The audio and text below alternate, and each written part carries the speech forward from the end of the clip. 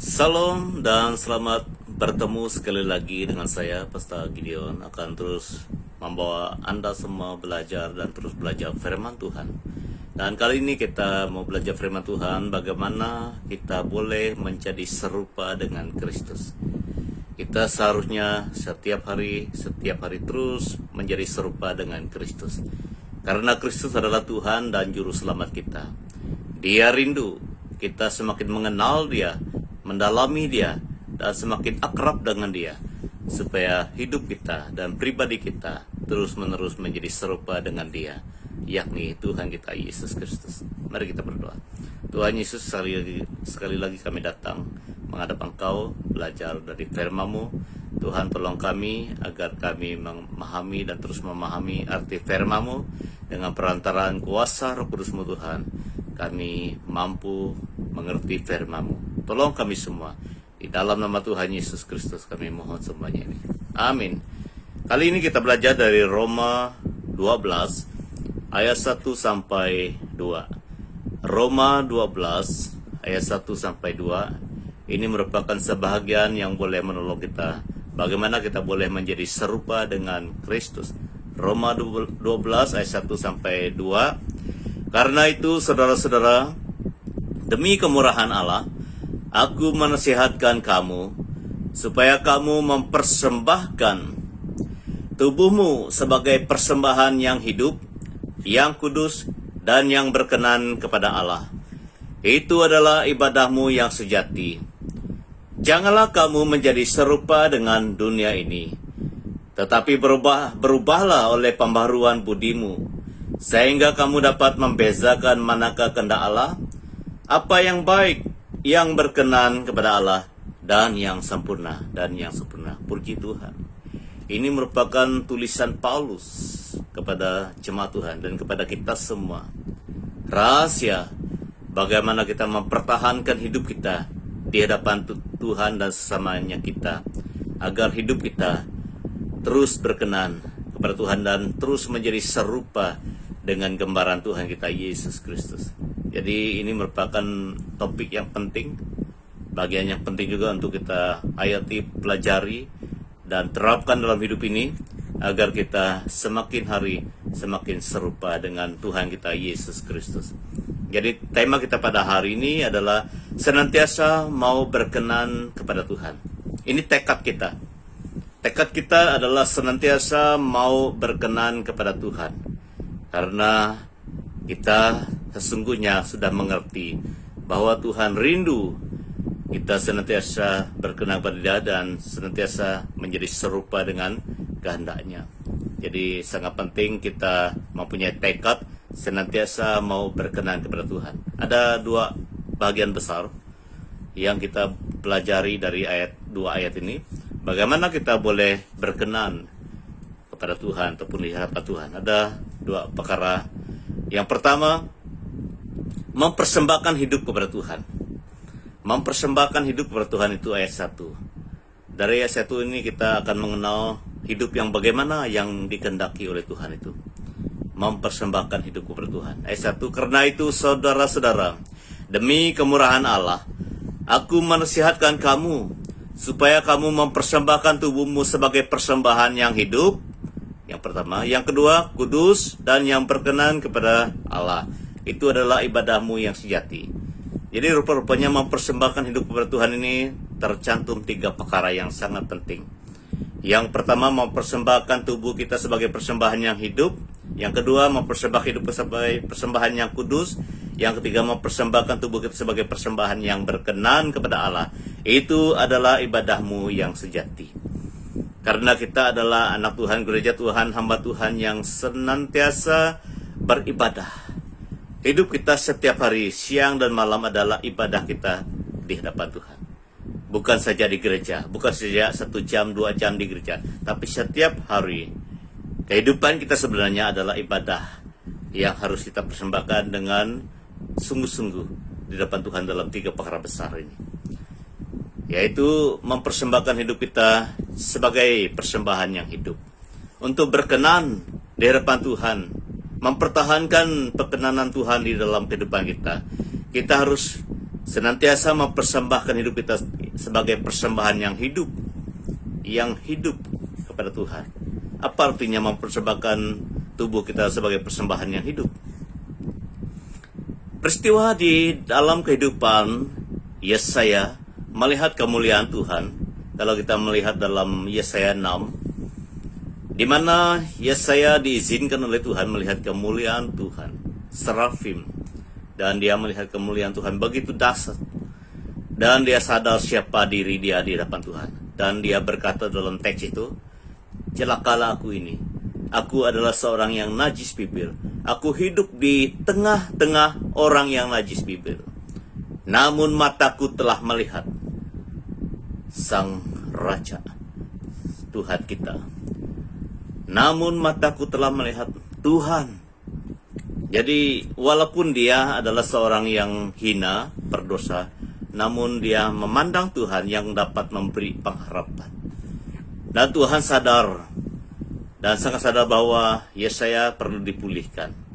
Sehingga dia menggunakan malaikatnya, menguduskan, memperlayakkan Yesaya yang najis bibir itu dapat dipakai oleh Tuhan. Dan dia mengambil sepit dan mengambil bara, dan itu adalah gambaran yang terjadi sehingga Tuhan berfirman, aku telah menguduskan engkau. Dan dari sana Yesaya menyatakan dalam ayat 8, lalu aku mendengar suara Tuhan berkata, siapakah yang akan kuutus dan siapakah yang mau pergi untuk aku? Maka sahutku, inilah aku, utuslah aku, kata Yesaya. Jadi setelah dia dipulihkan, setelah dia dibersihkan daripada hidup lama dia, dan dia siap sedia untuk dipakai Tuhan. Ini adalah persembahan yang hidup.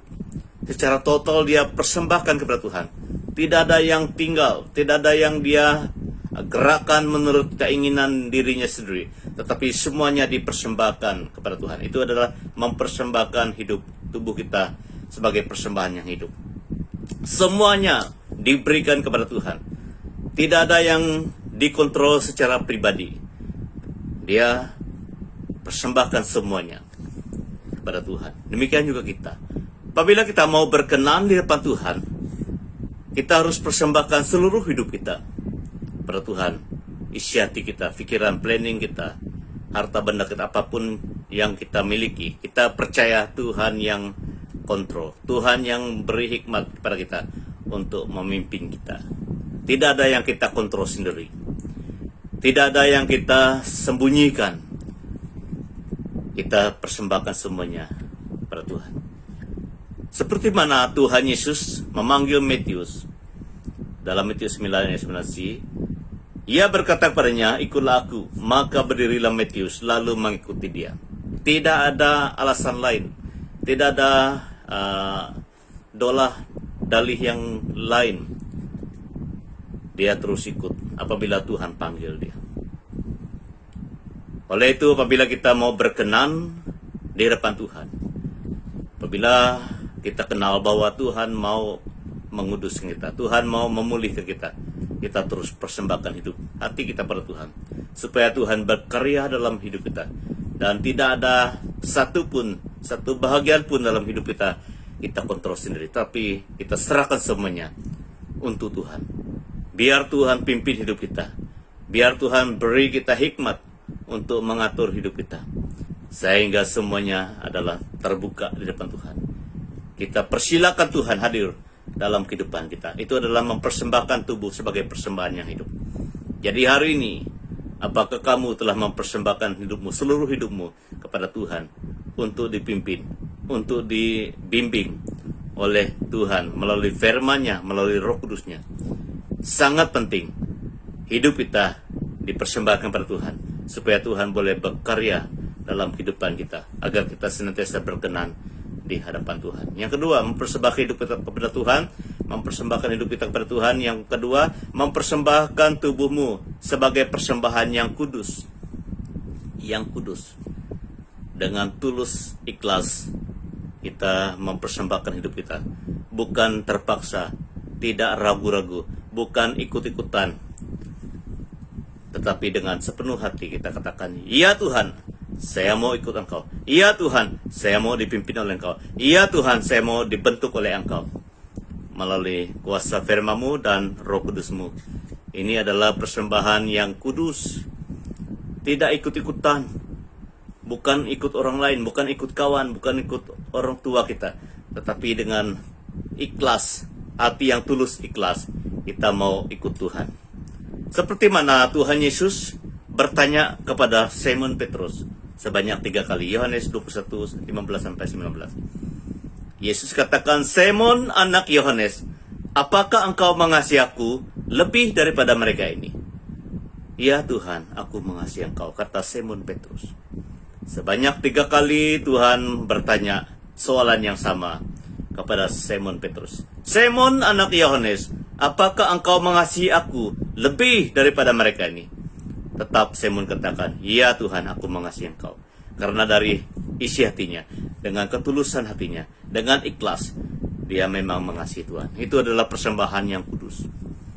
Jadi hari ini Tuhan mau melihat kita semua, saya dan kita semua, menjadi anaknya, menjadi hambanya, menjadi gerejanya, yang mempersembahkan hidup ini dengan tulus, dengan satu persembahan yang kudus. Tidak terpaksa, tidak ikut-ikutan, bukan ikut musim. Musim kita mau, baru kita mau ikut Tuhan. Tidak. Apabila kita mau berkenan kepada Tuhan, setiap hari kita persembahkan tubuh dan hidup kita sebagai persembahan yang kudus, yakni dengan tulus hati. Mau ikut Tuhan dengan tulus hati, mau dilayani oleh Tuhan melalui firman dan Roh Kudusnya. Setiap hari mau menjadi anak Tuhan, setiap hari mau menjadi alat Tuhan yang terus dibentuk oleh kuasa Roh Kudusnya dan terang firman-Nya. Ini adalah persembahan yang kudus. Tuhan melihat hati kita, setakat mana hati kita benar-benar ikut Dia. Dan sangat penting hari-hari ini, karena kehidupan kita di bumi ini penuh dengan cabaran, penuh dengan dugaan, persoalan kesusahan. Apabila kita sungguh-sungguh mempersembahkan tubuh dan hidup kita sebagai persembahan yang kudus, saya sangat percaya Tuhan akan hadir bekerja dalam hidup kita. Karena tangan Tuhan akan bekerja di dalam hati dan hidup orang yang sungguh-sungguh mempersembahkan hidupnya dengan ketulusan, bukan terpaksa, bukan ikut-ikutan, tapi mempersembahkan tubuh itu dengan sepenuh hati, yaitu persembahan yang kudus. Penting sekali. Kita harus tanya diri kita, apakah selama ini menjadi orang Kristen, kamu menjadi orang Kristen, menjadi hamba Tuhan dengan satu tekad yang bulat, telah mempersembahkan hidupmu dengan satu persembahan yang kudus, dengan tulus, ikhlas, bukan terpaksa, tidak ikut-ikutan. Yang ketiga, mempersembahkan hidup kepada Tuhan sebagai persembahan yang berkenan kepada Allah, yang berkenan kepada Tuhan Allah. Seorang bernama Cornelius telah dilawat oleh malaikat Tuhan. Dalam Kisah Para Rasul 10:1-4, malaikat Tuhan berkata kepada Cornelius, "Oh Cornelius, doa dan sedekahmu, persembahanmu, ibadahmu telah diterima oleh Tuhan. Tuhan senang dengan doa, persembahan dan ibadahmu."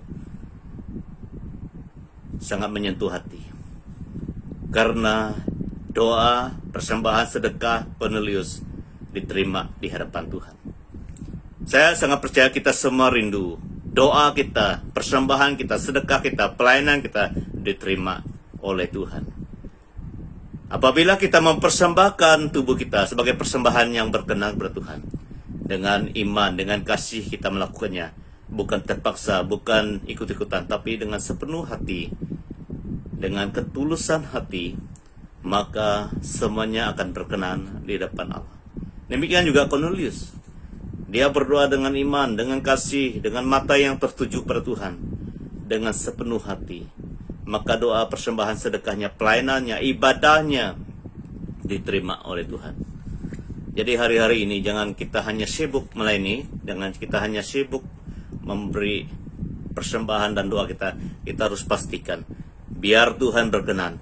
Karena kita memberi persembahan, doa kita, ibadah kita, pelayanan kita dengan iman, kasih, dan bukan terpaksa, tetapi menurut firman Tuhan, sesuai dengan firman Tuhan dan dipimpin oleh Roh Kudusnya.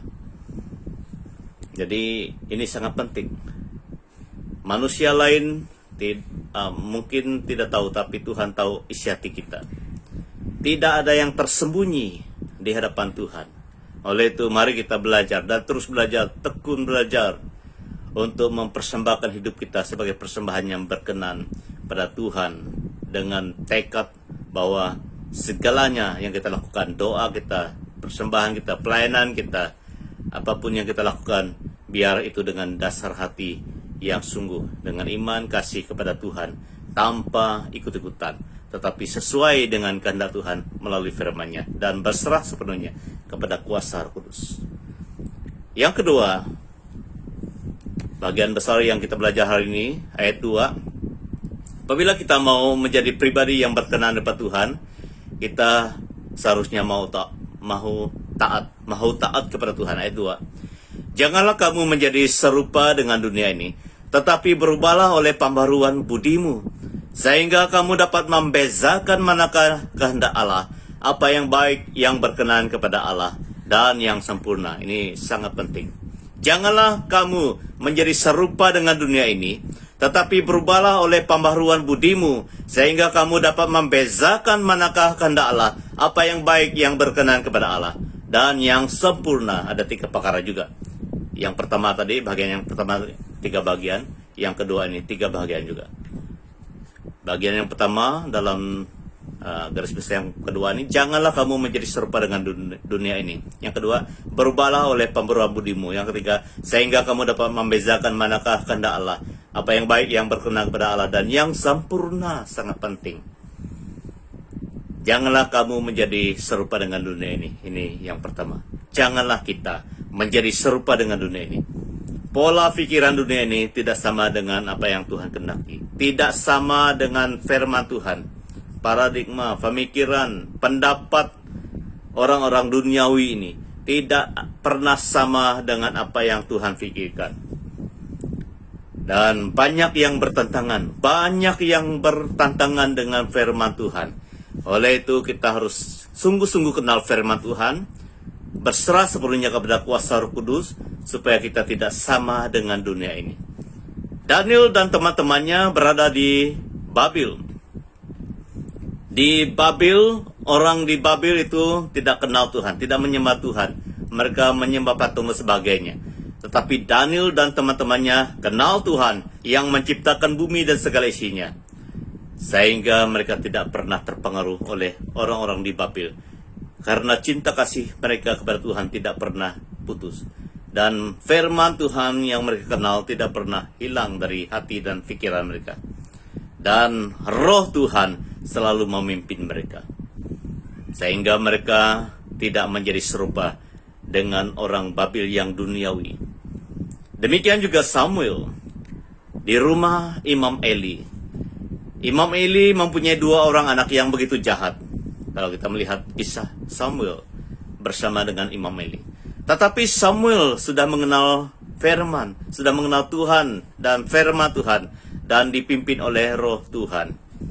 Sehingga Samuel tidak pernah terpengaruh oleh 2 anak Imam Eli yang duniawi. Hari ini kita hidup di tengah-tengah orang yang duniawi. Kita hidup di antara orang-orang yang tidak kenal Tuhan Yesus. Tetapi apabila kita sungguh-sungguh bersekutu dengan Tuhan melalui firman-Nya dan dipimpin oleh Roh Kudus-Nya, maka kita tidak mungkin akan menjadi serupa dengan dunia ini.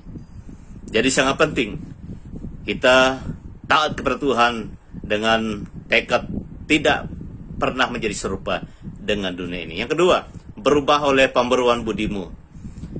Berubah oleh pembaruan budimu. Budi ini adalah cara kita berpikir, cara kita menanggap apa yang ada di bumi ini, apa yang ada di sekitar kita, cara kita memandang, cara kita buat keputusan dan sebagainya. Itu tertakluk kepada pembaruan budi kita.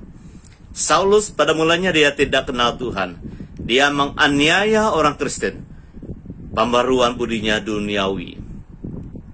Tetapi apabila Tuhan telah memperkenalkan dirinya kepada Saulus, sehingga dia diubah dan dia menjadi Paulus, Rasul Paulus, pembaruan budinya telah diubahkan. Dan penampilannya telah diubahkan, cara pandangnya telah diubahkan, cara dia buat keputusan telah diubahkan. Dia sudah menjadi serupa dengan Tuhan. Pikiran dan isi hatinya dan penampilannya telah dipimpin, diterangi oleh kuasa firman dan Roh Kudus Tuhan. Pembaruan budi Paulus diubah oleh karena Tuhan. Demikian juga pembaruan budi kita, cara kita berpikir, cara kita buat keputusan, cara kita memandang dunia ini, cara kita memandang apa yang di sekitar kita akan menjadi baru apabila Tuhan hadir, akan menjadi lebih bijaksana, lebih berhikmat, lebih mantap lagi apabila Tuhan hadir dalam hati dan hidup kita. Itu adalah pembaruan budi yang diubahkan. Semua kita adalah orang yang lama, tapi apabila Tuhan hadir, kita akan mempunyai pembaruan budi yang murni, yang mantap, yang baik, yang sangat luar biasa oleh karena Tuhan. Jadi kita perlu mempunyai pembaruan budi, cara kita berpikir, cara kita buat keputusan, cara kita buat planning kehidupan ini harus berserta dengan Tuhan dan diterangi oleh kuasa firman dan Roh Kudus Tuhan yang memimpin hati dan hidup kita. Yang terakhir pada hari ini, apabila kita mau berkenan kepada Tuhan, kita harus taat kepada Tuhan, di mana kita dapat membezakan manakah kehendak Allah yang sempurna di depan Tuhan. Dari mana kita dapat membezakan kehendak Allah itu? Daripada kita kenal firman, daripada kita dipimpin terus oleh Roh Kudus Tuhan. Seperti mana Yosua dan Kaleb, walaupun mereka adalah di antara ke-12 orang yang pergi mengintai tanah Kanaan, tetap mempunyai pendirian yang teguh di atas Tuhan. Dan di atas mereka ingat janji Tuhan. 10 orang mengatakan tidak mungkin, tetapi Yosua dan Kaleb pasti mungkin karena Tuhan. Jadi ini merupakan mereka dapat kenal kehendak Tuhan. Tuhan berkehendak supaya orang Israel akan menetap di tanah Kanaan.